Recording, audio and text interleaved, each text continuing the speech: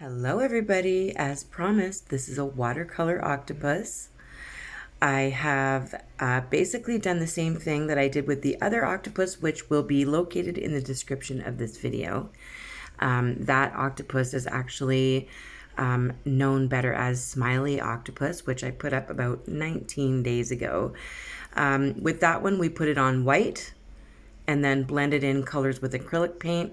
This time, I basically did the exact same design, except for just in black, outlined everything in gold, made sure I cleaned it up really good and let the paint dry. Don't work with watercolor on top of wet paint.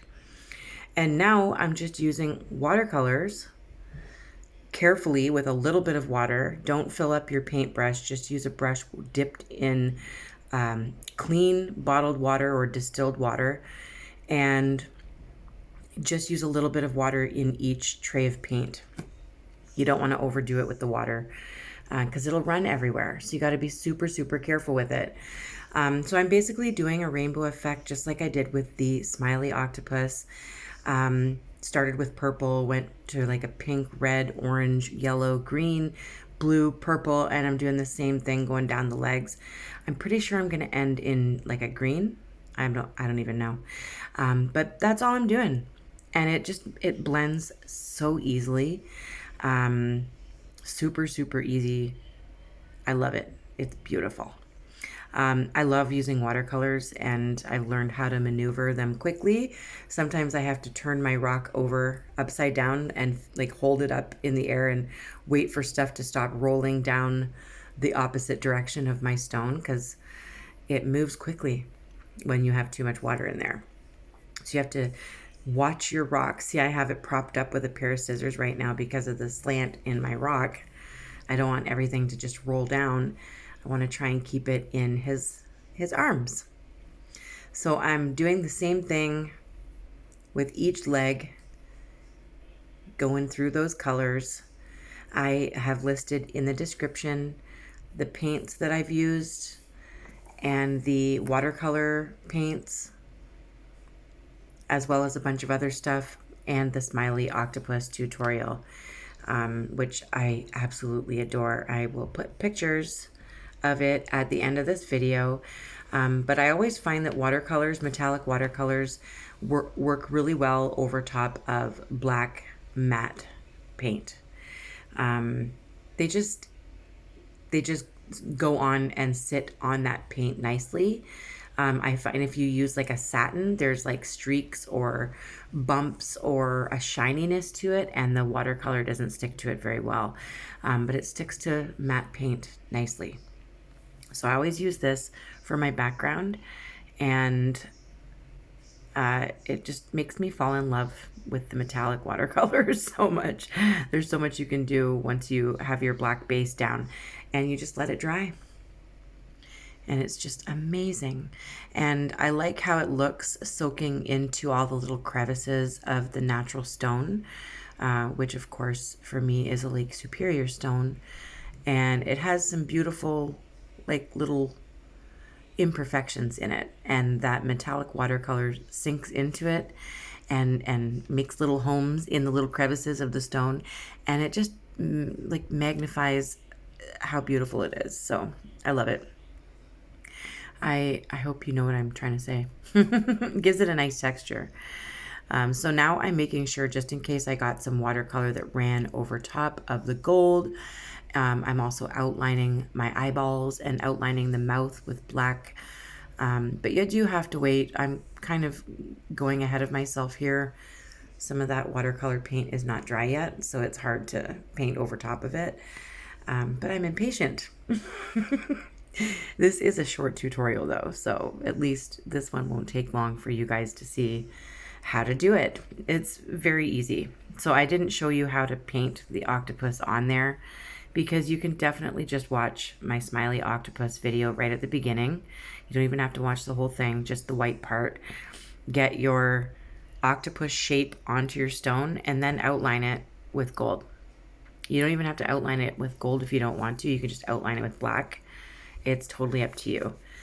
You can use any metallic color you want, like silver or I don't know, like rose gold or brass or whatever color you want to use. You can use metallic blue depending on what color you're doing your octopus, what watercolors you're using. So it's totally up to you, like I always say, and you're probably tired of hearing it.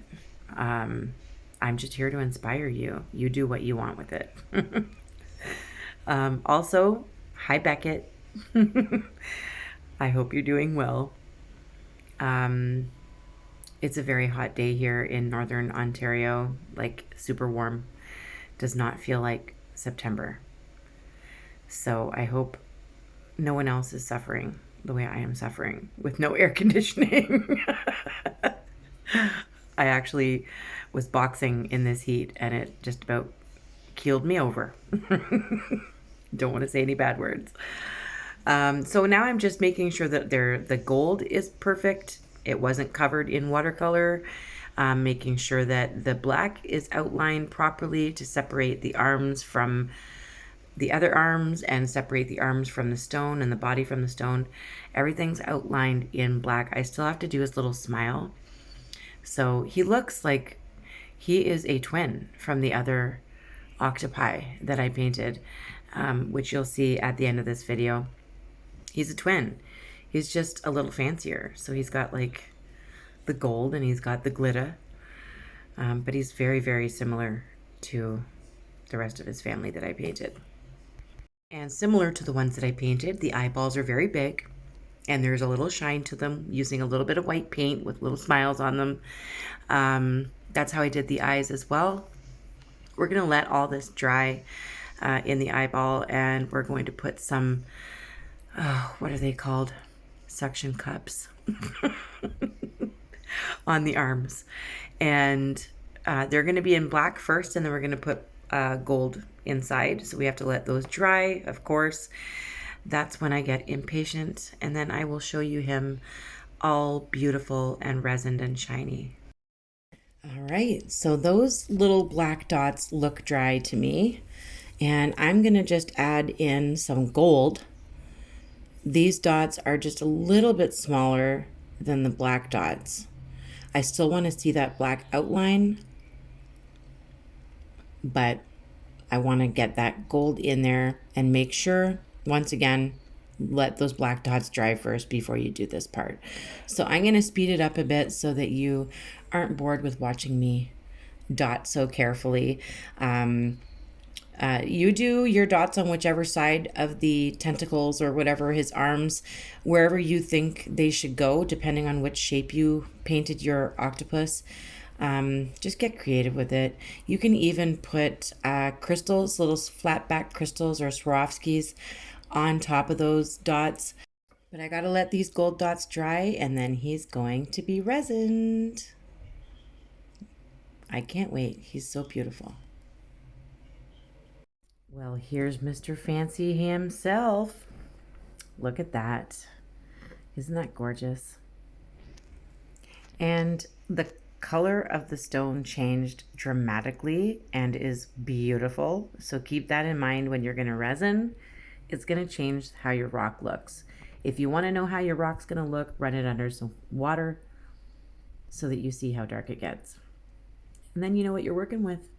Isn't he beautiful? Here's him with his brothers or brother and sister, maybe.